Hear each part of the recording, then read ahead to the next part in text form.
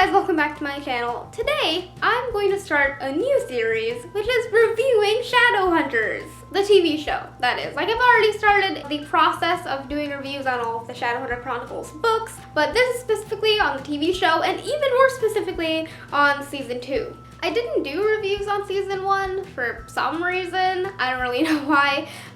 Maybe I will, like, in the future, after Season 2 is over, do reviews on Season 1, but I don't know, we'll see.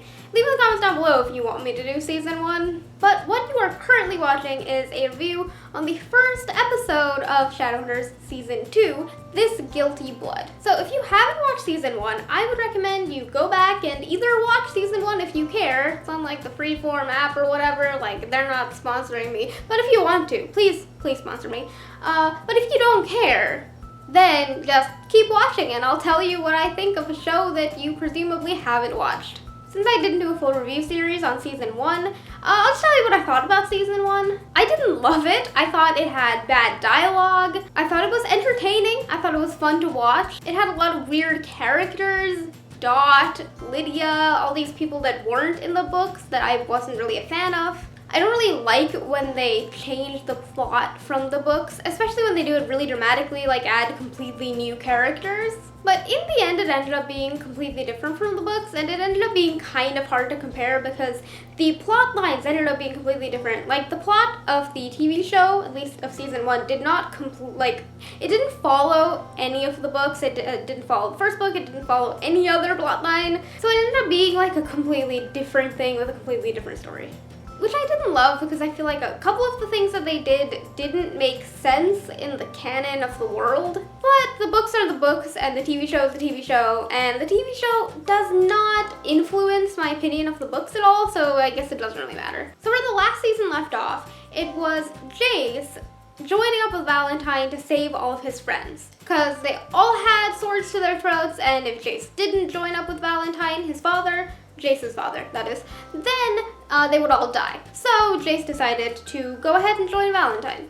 So I didn't really like that because in the books, Jace was in a similar situation, but he actually decided to go back to his friends and not join up with Valentine, which ended up being like a complicated decision, but it ended up being the right one in the end, and I thought that that was a great show of strength in Jace's character, that he could recognize the fact that, hey, Valentine might be lying, and if I join up with him, that doesn't necessarily guarantee the safety of my friends. So I feel like, obviously, that was something that the TV show was lacking. And I feel like the fact that Jace joined up with Valentine kind of makes him a weaker character in the TV show. But as for this episode in particular, the rating that I give it would be like, out of 10, about a 5 for entertainment. Like, it was entertaining, but it could have been better, could have been worse. It wasn't that fun.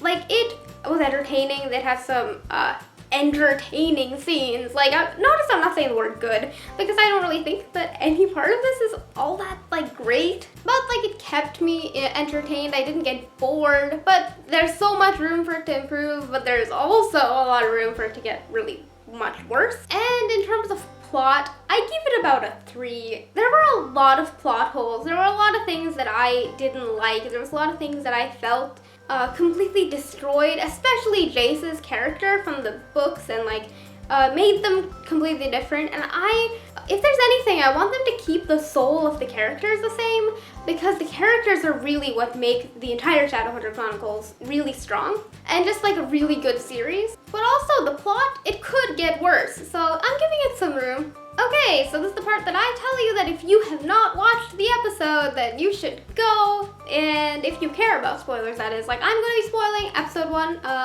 of Shadowhunters Season 2, not episode 1 of all of Shadowhunters, just Season 2. So, if you want, you can go watch it, then come back and have a discussion with me.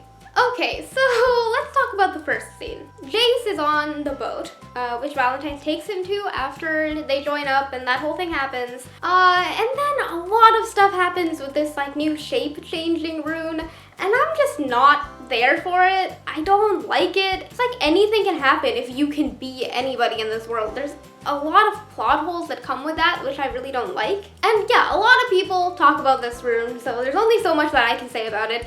Apart from that, it's not good. I don't like it. It makes this entire scene confusing. I thought it was a dream at first.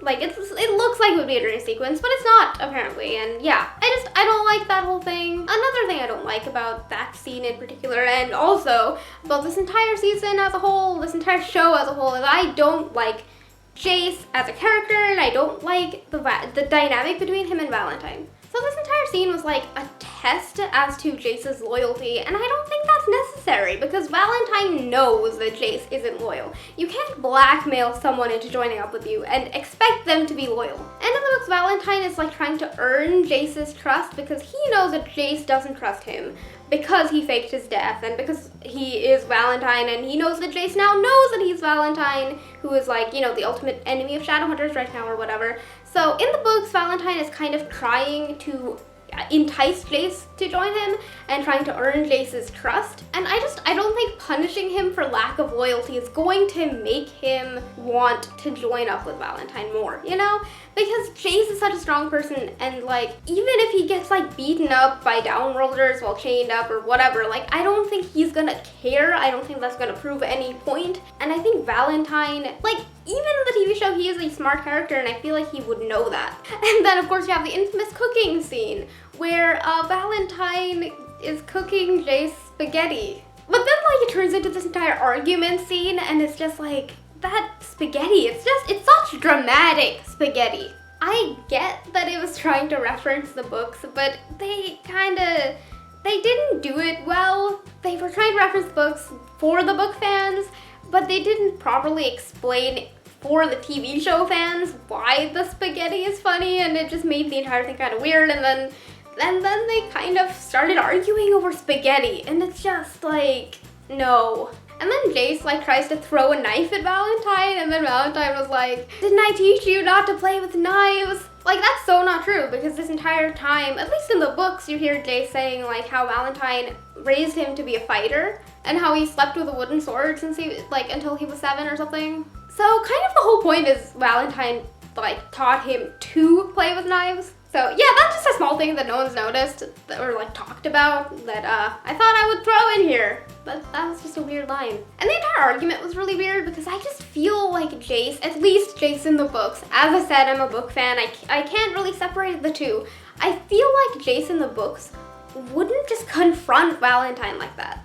He wouldn't just sit there and have an argument and like wear his heart on his sleeve and tell Valentine everything that he was thinking, everything that Valentine did to hurt him. And it was like a really pointless argument. And Jace isn't the type to just share his feelings and share, this is why I hate you, Valentine. You made me think I was an orphan or whatever. Like, I don't know, that entire like argument was kind of weird to me. And then the first introduction to the vision sharing rune, which is just weird. Like their eyes roll back or turn white or something in their heads, and then boom, you get a dramatic flashback scene. But it's like, just do a dramatic flashback. Like, you do not need this like weird like projecting vision rune to do it. It's like there's a rune for literally everything, including mind control. And that's the way that they introduce the demon blood thing. Through that weird flashback. That is such a huge plot twist, and they introduce it in a really weak way. Even the vision itself was weird. Like, how would Jocelyn not wake up if Valentine was just like standing there injecting her with demon blood in her sleep? Like, how would she not wake up? And then that whole pure demon blood thing. Pure demon blood makes a pure demon.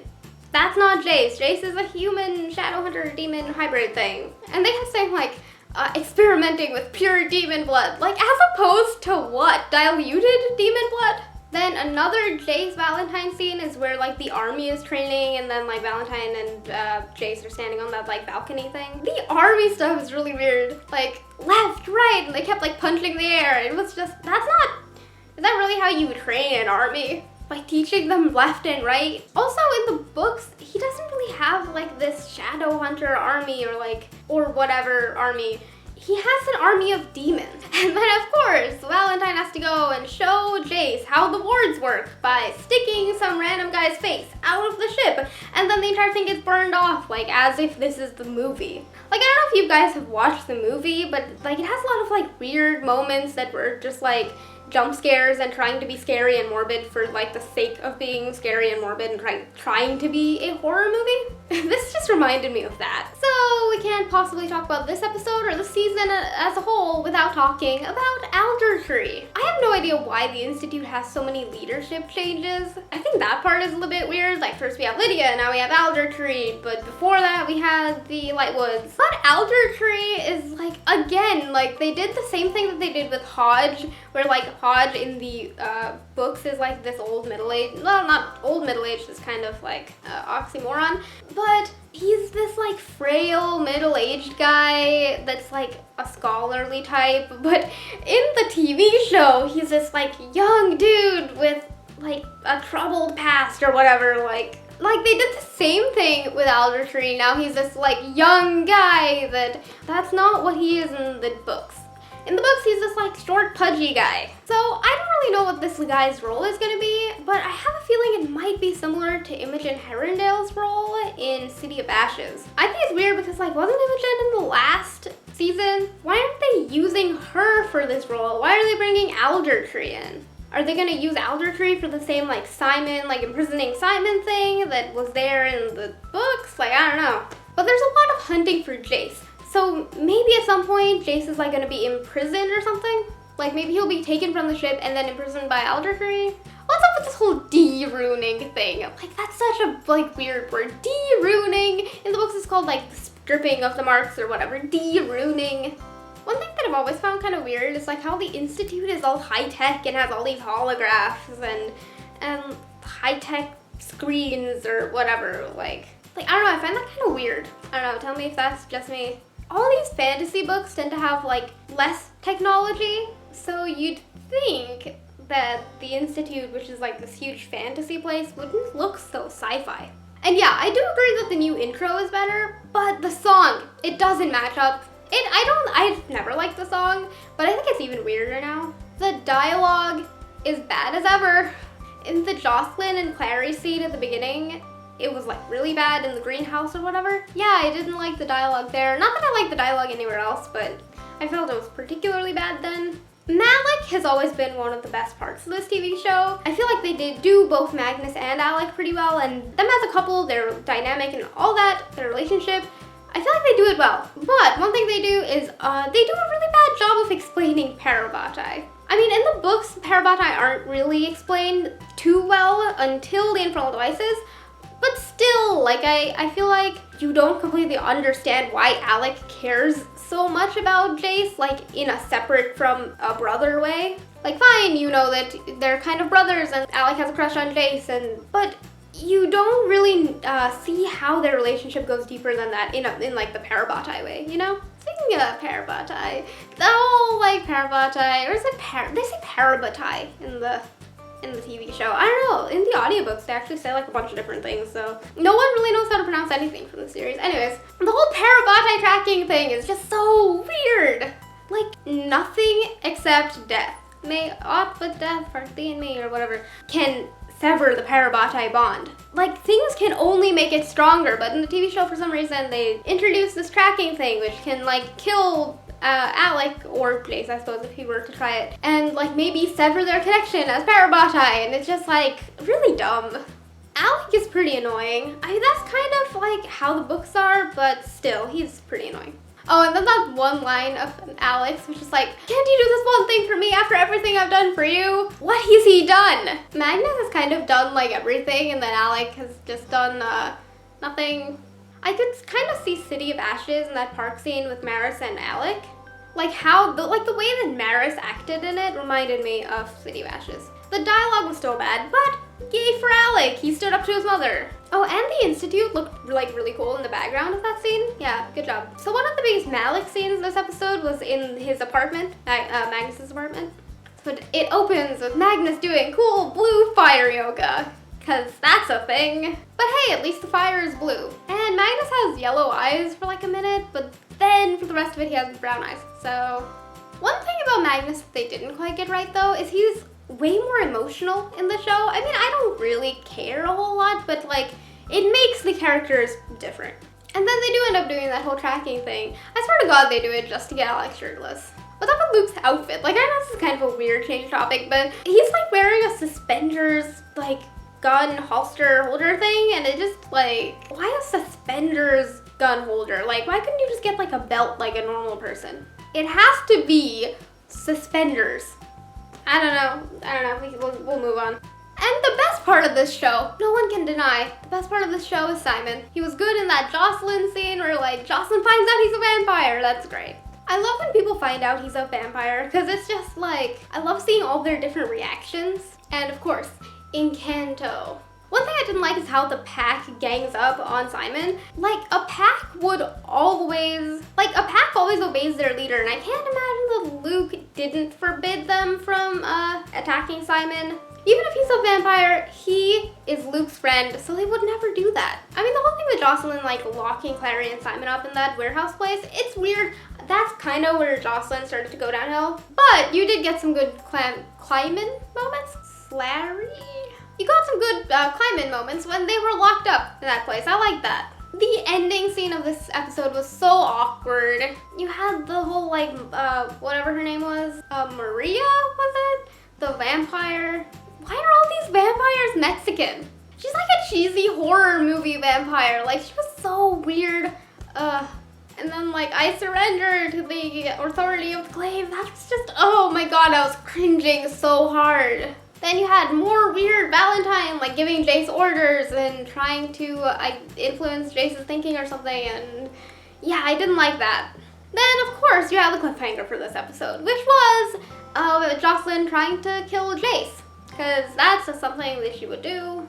And that's where this episode leaves off, and so that means that that's where I'm going to leave off. I will see you in the next episode where we can discuss episode 2. So hit the subscribe button if you want to see all of my Shadowhunters TV show reviews for this season and hopefully all the other seasons in the future.